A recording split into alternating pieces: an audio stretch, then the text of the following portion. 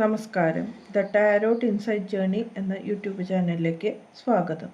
ഇന്ന് നമ്മൾ ഒരു ജനറൽ റീഡിംഗ് ആണ് നോക്കുന്നത്. നിങ്ങളുടെ വ്യക്തി നിങ്ങളെ സ്നേഹിക്കുന്നുണ്ടോ എന്ന കാര്യമാണ് നോക്കുന്നത്. നിങ്ങളുടെ ഫീലിങ്ങും നിങ്ങളുടെ വ്യക്തിയുടെ ഫീലിങ്ങും നിങ്ങളുടെ റിലേഷൻഷിപ്പും അതിലുള്ള ചലഞ്ചസും എന്താണെന്ന് നമുക്ക് നോക്കാം.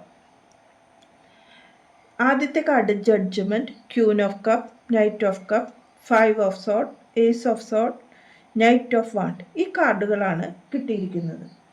ഇവിടെ നിങ്ങളുടെ ഫീലിംഗ് എന്ന് പറഞ്ഞാൽ നിങ്ങൾക്ക് ചില കാര്യങ്ങളിൽ ഒരു വ്യക്തത ജീവിതത്തിലേക്ക് വന്നു എന്നതും ചില ആത്മപരിശോധന നിങ്ങൾ നടത്തുന്നതായും കാണാം.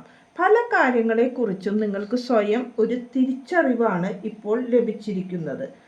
അത് നിങ്ങളുടെ മാനസാന്തരം വന്നതിന് ശേഷമാണ് വന്നിരിക്കുന്നത്. നിങ്ങൾ ഒരു ഉയർത്തെഴുന്നേൽപ്പിൻ്റെ പാതയിലാണ് ഇപ്പോൾ ഉള്ളത് എന്ന് കാണാം.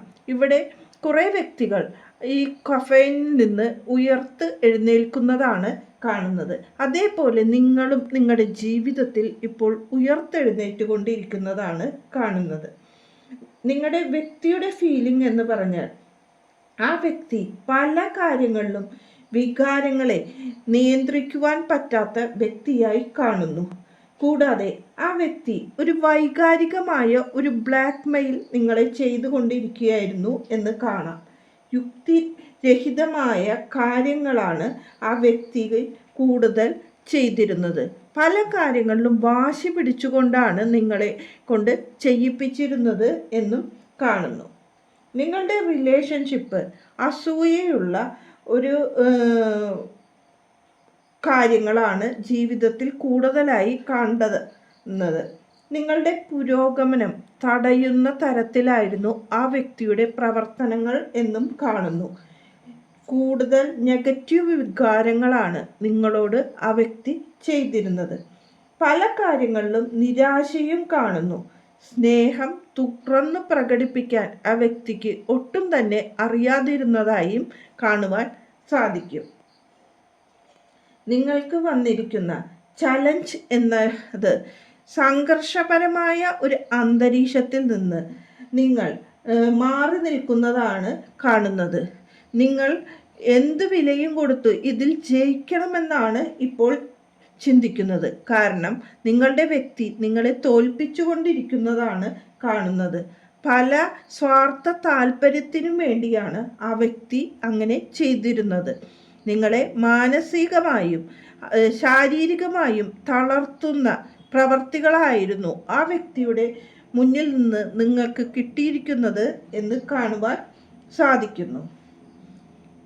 ഇനി നിങ്ങൾക്ക് പല കാര്യങ്ങളിലും ക്ലാരിറ്റി ഈ ബന്ധത്തിൽ നിന്ന് കിട്ടിയതായി കാണുന്നില്ല. നിങ്ങൾക്ക് ഈ ബന്ധത്തിൽ നിന്ന് മാറിയപ്പോൾ ഒരു വളരെ മാനസിക റിലീഫാണ് തോന്നുന്നതായി കാണുന്നത്. പല സത്യങ്ങളും നിങ്ങൾ സൂക്ഷിച്ചിരിക്കുന്നു.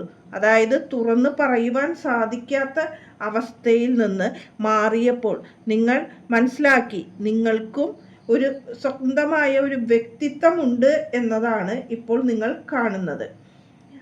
ഒരു കാർമേഘത്തിൽ നിന്ന് ഒരു പ്രകാശത്തോടു കൂടിയാണ് ഇപ്പോൾ നിങ്ങൾ പുറത്തു വരുന്നത്. പല കാര്യങ്ങളിലും പുതിയ കാഴ്ചപ്പാട് കണ്ടെത്തുവാനും നിങ്ങൾ ശ്രമിക്കുന്നതായി ഇവിടെ കാണും. നിങ്ങൾക്ക് ഇപ്പോഴത്തെ ഒരു അഡ്വൈസ് യൂണിവേഴ്സ് പറയുന്നത് എന്തെന്നാൽ പുതിയ ഊർജം കണ്ടെത്തി ആവേശത്തോടെ പ്രവർത്തിക്കാനാണ് നിങ്ങളോട് യൂണിവേഴ്സ് പറയുന്നത്. പല കാര്യവും ചെയ്യാനുള്ള ധൈര്യം നിങ്ങൾക്കുണ്ട്. അത് നിങ്ങളുടെ സ്വപ്നങ്ങളെ പിന്തുടരുവാനും അതിനു വേണ്ടിയുള്ള പ്രയത്നത്തിൽ വേഗതയോടെ നിങ്ങൾ മുന്നോട്ട് പോകൂ എന്നതാണ് പറയുന്നത്. നിങ്ങൾക്ക് പ്രയോജനമായ പല നടപടികളും നിങ്ങൾക്ക് സ്വീകരിക്കുവാൻ സാധിക്കുമെന്നും ഒരു സാഹസികത പിന്തുടർന്നുകൊണ്ട് ജയിച്ച് മുന്നേറുവാനാണ് ഇന്ന് യൂണിവേഴ്സ് നിങ്ങൾക്ക് തന്നിരിക്കുന്ന അഡ്വൈസ്. നന്ദി, നമസ്കാരം.